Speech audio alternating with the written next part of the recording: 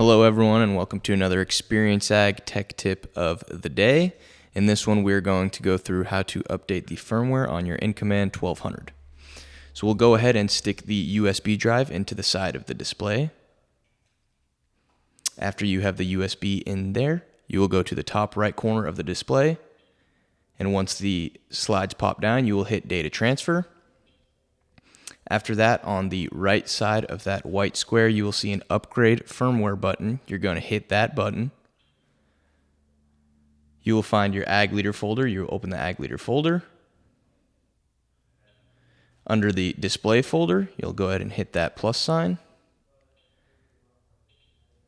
Under the InCommand 1200, we're working with the InCommand 1200 display, so we're going to hit that plus button next to the InCommand 1200.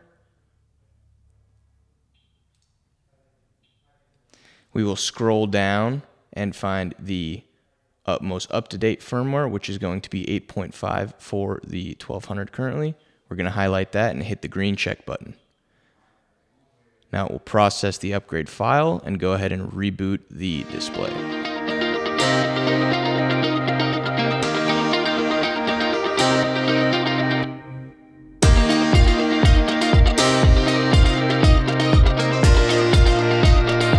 Green box will pop up and you'll go ahead and hit the green check mark on that,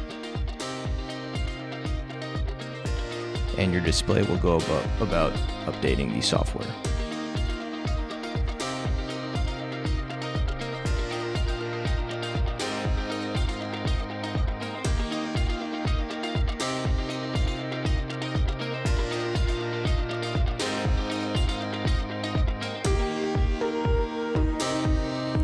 After your display is rebooted, you're going to want to make sure you're on the right firmware now. So go ahead and hit the top right corner on the display, hit Diagnostics,